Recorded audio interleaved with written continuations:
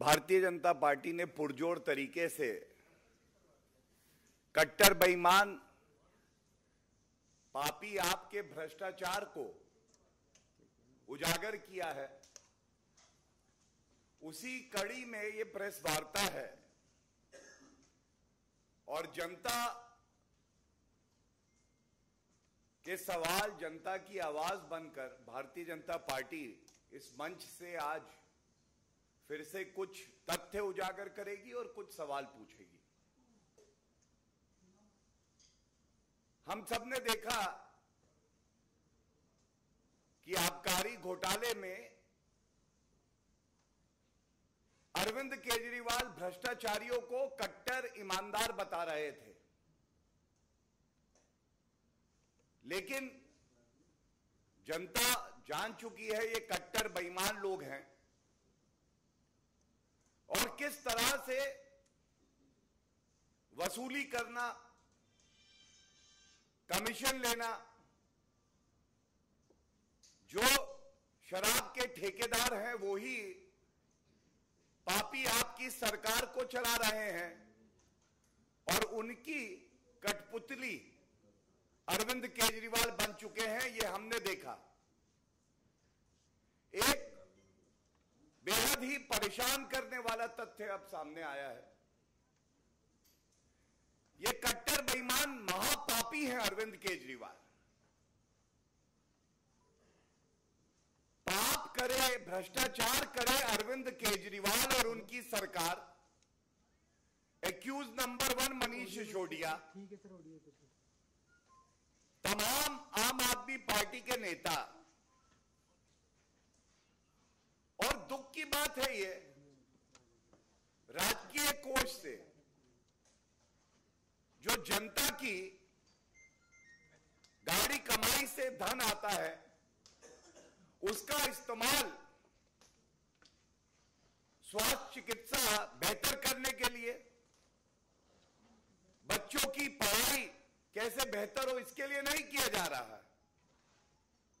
मैं जो आंकड़े आपके समक्ष रखूंगा, भ्रष्टाचारी पापियों को बचाने के लिए कोई छोटा मोटा खर्चा नहीं, 25 करोड़ रुपए, 25 करोड़ रुपए ये भ्रष्टाचारी पापी सरकार लीगल फीस के तौर पर दे रही है। ये सब जानते हैं अरविंद केजरीवाल जी को जनता का रुपया उड़ाने की बड़ी आदत है।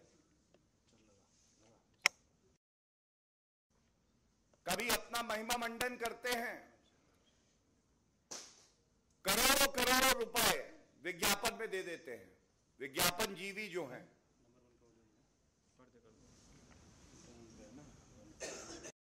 आज 25 करोड़ रुपए ये जो लीगल फीस में जो आरोपी हैं, भ्रष्टाचारी हैं, क्यों नहीं जनता ये पूछेगी अरविंद केजरीवाल जी,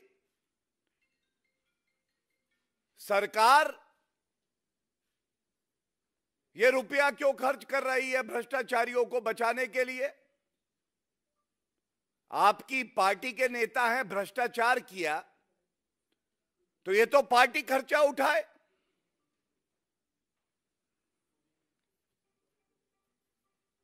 और जब ये सवाल पूछे जाएंगे तो ये भी पूछा जाएगा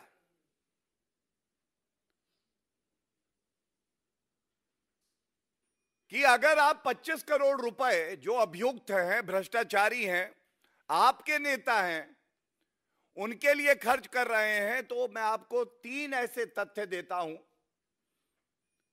जो जनता की करे सेवा, चाहे वो डॉक्टर हो, चाहे टीचर हो, चाहे वो बस का मार्शल हो, उसको वेतन देने के लिए अरविंद केजरीवाल की पापी भ्रष्टाचारी निकम्मी निठल्ली सरकार के पास नहीं रुपया है। लेकिन अगर कोई शराब का ठेकेदार अरविंद केजरीवाल का खासम खास बन के उनकी तिजोरी भरे और मेवा दे, तो उसको बचाने के लिए सारा रुपया है अरविंद केजरीवाल के पास। ये तथ्य है, गंभीर हैं। 4500 होमगार्ड डीटीसी बसेस में मार्शल की भूमिका निभाते हैं, वहां कार्य करते हैं, मेहनत से जनता की सेवा करते हैं। 3 महीने से उनका वेतन उनको नहीं मिला।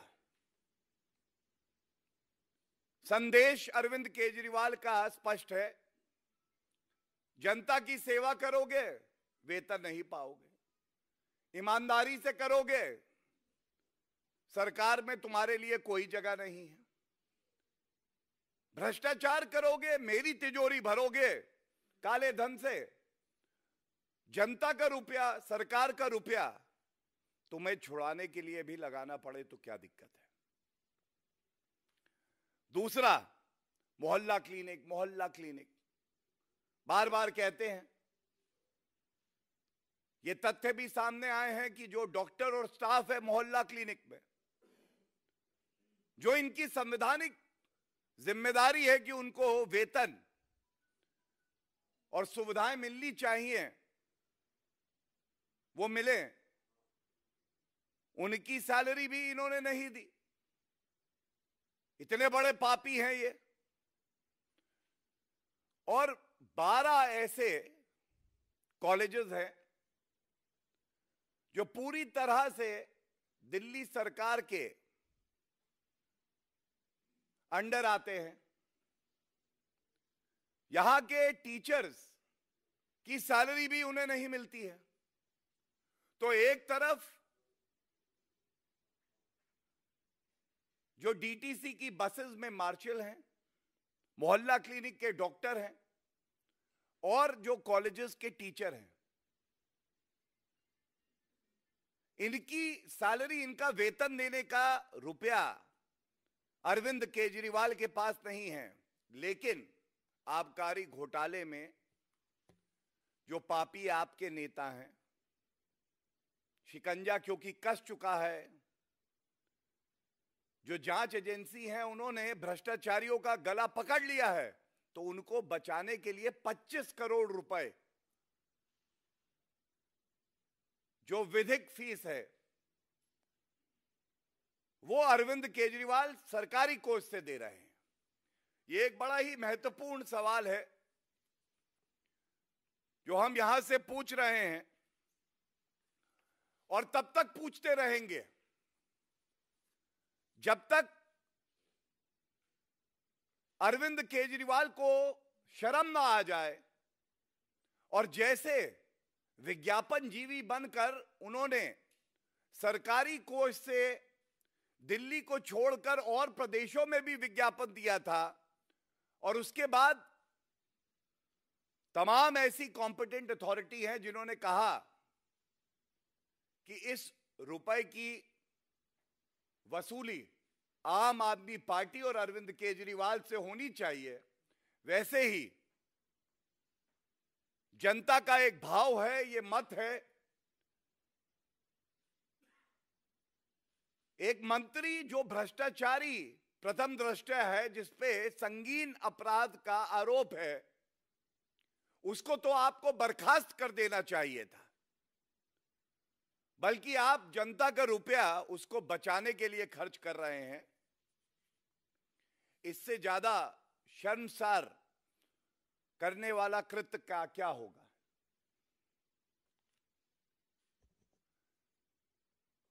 और मुझे यह उम्मीद है कि इस प्रकरण में जो तथ्य, जो सवाल हम यहां से पूछ रहे हैं, उसका उत्तर पहले तो अरविंद केजरीवाल जी ने कभी दिया नहीं है, भाग जाते हैं। लेकिन 24 घंटे का समय बहुत होता है।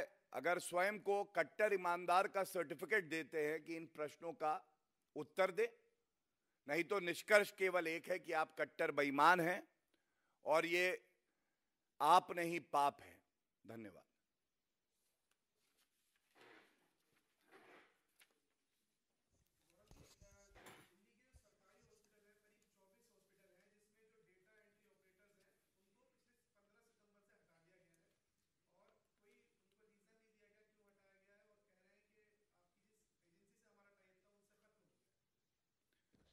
आप हमारे संज्ञान में लाए, धन्यवाद। लेकिन सारे तथ्यों का अध्ययन करने के बाद मैं इस पे टिप्पणी करना चाहूंगा। मेरे संज्ञान में आप लाए, धन्यवाद। इस विषय पे अगर और कोई प्रश्न हो तो पहले वो लेंगे। Any other questions? पूछिए।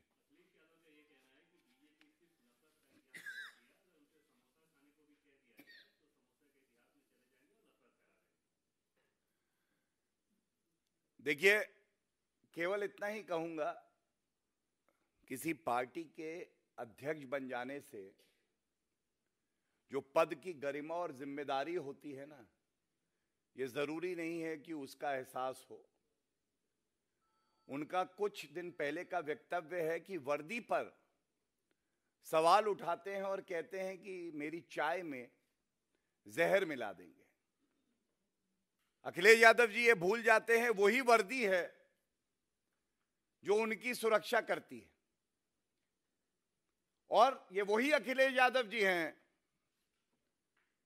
जब आतंकवादी संगठन अलकायदा का एक टेरर मॉड्यूल बस्ट हुआ था, पकड़ा गया था आरोपी, तो इन्होंने चुनाव से पहले कहा था मुझे पुलिस पर, वर्दी पर भरोसा नहीं है। सबसे ज्यादा नफरत अगर किसी ने फैलाई है तो वो समाजवादी पार्टी खुद है। उनका मैनिफेस्टो उठाइएगा। तुष्टीकरण की राजनीति करने में वो इतने आगे निकल गए कि अपने चुनावी घोषणा पत्र में कहते हैं कि मुस्लिम आतंकवादियों को झूठे मुकदमे में फंसाया जा रहा है और वो मुकदमे हम वापस लेंगे। मैं समझता हूं अखिलेश यादव जी को संविधान फिर से पढ़ना चाहिए, वही संविधान जिसकी शपथ उन्होंने ली है, और तब वो जानेंगे कि ये देश नरेंद्र मोदी जी के नेतृत्व में विकास की बात कर रहा है। भारत विश्व पटल पर अग्रणी भूमिका निभा रहा है और अखिलेश यादव केवल नफरत फैलाने में लगे।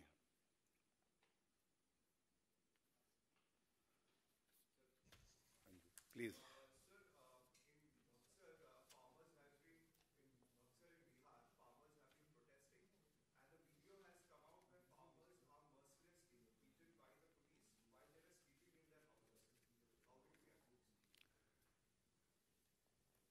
दुख की बात है कि बिहार की जनता जो विकास के लिए वोट करती है, भारतीय जनता पार्टी में अपना विश्वास व्यक्त करती है, उनको जंगल राज देखना पड़ रहा है। आज इन्होंने लाठी किसान भाइयों पर उठाई है, इससे पहले छात्रों पे उठा रहे थे। लाठी का प्रयोग माफियाओं पर, जो अपराध करते हैं उन व्यक्तियों पर होना चाहिए, ना कि किसानों पर, छात्रों पर, युवाओं पर। और यही जंगल राज दर्शाता है।